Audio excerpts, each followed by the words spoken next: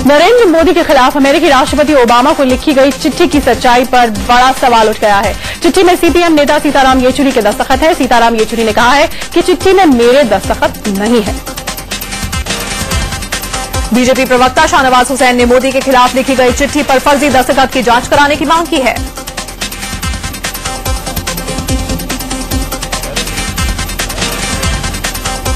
मोदी के खिलाफ अमेरिकी राष्ट्रपति को चिट्ठी भेजने की अगुवाई राज्यसभा के निर्दलीय सांसद मोहम्मद अदीब ने की। अदीब ने चिट्ठी पर फर्जी दस्तखत के आरोपों को सिरे से खारिज कर दिया और जांच की मांग कर डाली। कि जो लोग डिनाई कर रहे हैं उनको ये चाहिए कि वो इंक्वायरी की मांग कर ले। मैं अपने स्टैंड पर क्लियर हूं कि ये साइन उन्हीं लोगों की है। मोदी के खिलाफ लिखी गई चिट्ठी पर जेडीयू सांसद अली अनवर के भी दस्तखत हैं। अली अनवर ने चिट्ठी पर दस्तखत की बात कबूल की है और अपने फैसले को सही ठहराया है। इस खत पर हमने दस्तखत किया है, मैं ओन करता हूं और इसमें कुछ भी गलत नहीं है।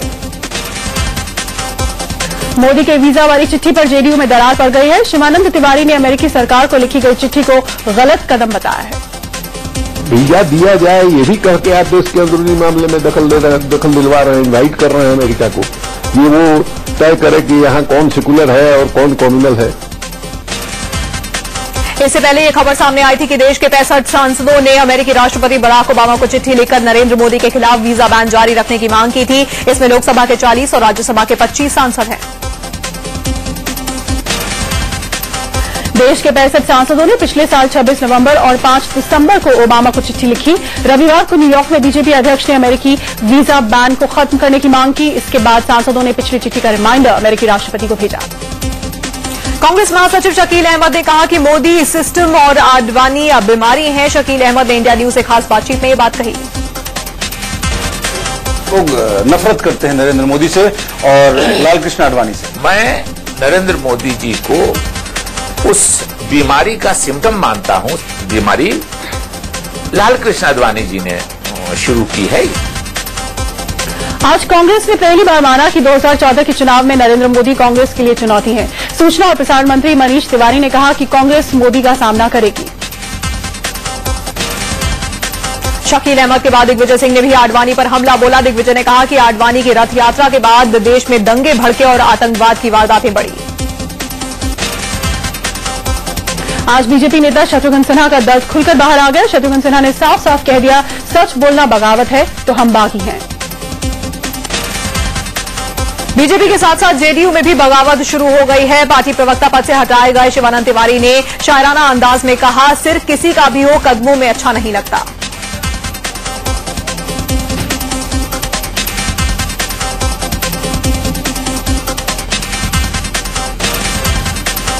जेडीयू नेता चंद्रराज सिंघवी ने जेडीयू महासचिव पद से इस्तीफा दे दिया। बताया जा रहा है कि नई टीम में शामिल नहीं होने से सिंघवी नाराज थे।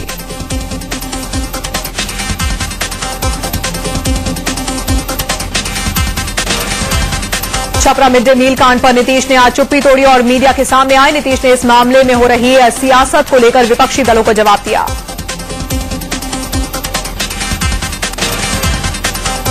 बिहार के प्राथमिक शिक्षक संघ ने 25 जुलाई से मिड डे मील व्यवस्था से खुद को अलग करने का फैसला किया है। इनका आरोप है कि सरकार अपनी लापरवाही का ठीकरा टीचर्स के सर फोड़ रही है। बिहार सरकार में शिक्षा विभाग के प्रधान सचिव ने शिक्षकों से अपील की कि वो मिड डे मील योजना में सहयोग करें।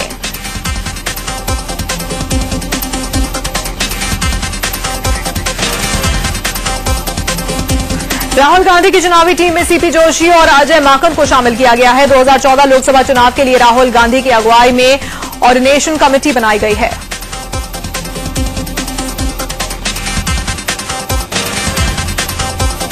आम चुनाव से पहले अमेठी में आज राहुल और प्रियंका ने अपनी क्लास लगाई। पार्टी के लिए ब्लॉक और नगर अध्यक्ष चुनने के लिए राहुल और प्रियंका गांधी ने कार्यकर्ताओं का इंटरव्यू लिया। झारखंड मुक्ति मोर्चा के शशांक शेखर विधानसभा के स्पीकर होंगे। आज शेखर ने नामांकन दाखिल किया। विपक्ष की ओर से कोई उम्मीदवार नहीं उतारा गया है। योजना आयोग के नए आंकड़ों के मुताबिक अब गांव में रोजाना 27 रुपए 20 पैसे और शहर में 33 रुपए 30 पैसे कमाने वाले गरीब नहीं माने जाएंगे। गरीबी पर योजना आयोग के आंकड़ों पर जेडीयू अध्यक्ष शरद यादव ने कहा कि कागज पर गरीबी कम हुई है, हकीकत में नहीं। गरीब कम हो गए, इसके बाद 65% लोगों को अनाज दे रहे हैं फूड सिक्योरिटी में, तो किसको देंगे फिर? गरीब और गरीबी के नए सरकारी आंकड़े पर बीजेपी ने भी कहा कि सरकार सिर्फ कागज पर गरीबी कम कर रही है। गरीबों का और गरीबी का मजाक उड़ा रही है। 1 रुपया गरीबों की इनकम बढ़ा के 26 से 27 रुपए करके 17 करोड़ गरीब कम हो गए, ये सरकार दावा कर। मुलायम सिंह यादव और अखिलेश यादव के खिलाफ आय से ज्यादा संपत्ति के मामले को बंद करने के संबंधी रिपोर्ट लीक होने की जांच होगी, सीबीआई ने जांच के आदेश दिए हैं।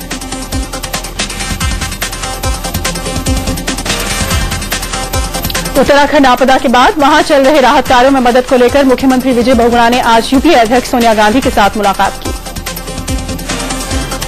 पूरे उत्तराखंड के हर विषय पे बात हुई और क्या सरकार कर रही है, क्या केंद्र से मदद चाहिए, उन्होंने सुझाव भी दिए और ये प्रधानमंत्री से होने वाली बैठक है। एक निजी कंपनी ने उत्तराखंड सरकार को पहाड़ी इलाकों में राहत के लिए खास तरह की गाड़ियां सौंपी हैं। सीएम विजय बहुगुणा ने ऐसी 5 गाड़ियों को हरी झंडी दिखाकर रवाना किया।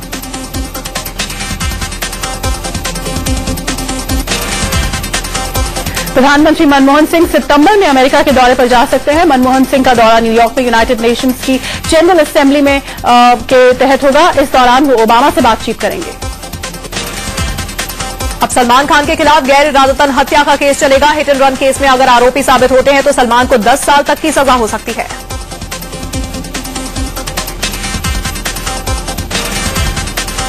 सलमान के खिलाफ आईपीसी की धारा 304(2), 379, 338 और 437 के तहत आरोप तय कर दिए गए। सलमान खान ने कोर्ट में कहा कि मैं निर्दोष हूं। केदारनाथ में राहत कार्यों में जुटा एक और हेलीकॉप्टर क्रैश हो गया। हादसे में पायलट जेएस दंडियाल और सहायक इंजीनियर अभय रंजन की मौत हो गई। हादसा दिन में 3:30 बजे हुआ। भोपाल गैस त्रासदी मामले में भोपाल लोअर कोर्ट ने डाउ केमिकल्स को समन जारी किया है। 21 अगस्त को डाउ केमिकल्स के प्रतिनिधि को अदालत में पेश होना है। असम के लखीमपुर में मंगलवार रात उग्रवादियों ने ग्रेनेड से हमला किया। हमले में 5 लोग घायल हो गए। पुलिस हमलावरों की तलाश कर रही है।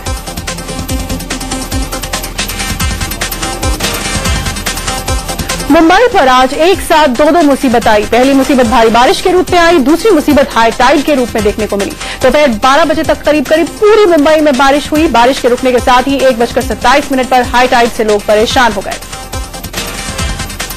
दोपहर तक हुई भारी बारिश का सबसे बुरा असर लोकल रेल सेवा पर पड़ा। हार्बर सेंट्रल और वेस्टर्न रूट की ट्रेनें अभी तक 15 मिनट की देरी से चल रही हैं। दोपहर में ये करीब 30 मिनट की देरी से चल रही थी। हार्बर लाइन आज 3 घंटे तक ठप रही। चूना भट्टी, साइन और कुर्ला इलाके में पटरी पर पानी भर गया था।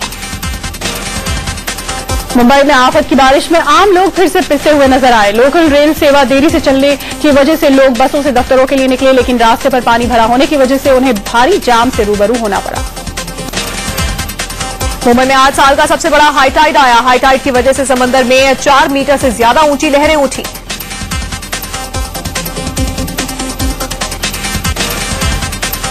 मुंबई के साथ उसके आसपास के इलाके भी मुसीबत की बारिश से परेशान रहे। भारी बारिश की वजह से ठाणे के भिवंडी, मुंब्रा, कल्याण, डोंबिवली, उल्हासनगर के निचले इलाकों में करीब 4 घंटे तक पानी भरा रहा। मुंबई के साथ महाराष्ट्र के कई इलाकों में रुक रुक कर भारी बारिश हो रही है। अहमदनगर में 5 लोगों की मौत हो गई। नागपुर, शोलापुर, पुणे, शिरडी, ठाणे, हर जगह लोगों का हाल बेहाल है। महाराष्ट्र के अमरावती में भारी बारिश के बाद से कई मकान गिर गए हैं। मौसम विभाग के मुताबिक पिछले साल की तुलना में यहां करीब 83% ज्यादा बारिश हुई है। वर्धा डैम और पूर्णा डैम ओवरफ्लो होने से इसके फाटक खोल दिए गए हैं। दिल्ली में भी आज दोपहर से रुक रुक कर बारिश हो रही है। दोपहर 3 बजे हुई जोरदार बारिश के बाद महारानी बाग में रिंग रोड पर कई फीट तक पानी भर गया। तो दिल्ली में भी आज दोपहर से रुक रुक कर बारिश हुई और बारिश से पूर्वी इलाके के कई इलाकों में पानी भर गया। अक्षरधाम के सामने तेज बारिश से लोगों को दिन में ही अपनी कारों की हेडलाइट्स जलानी पड़ी।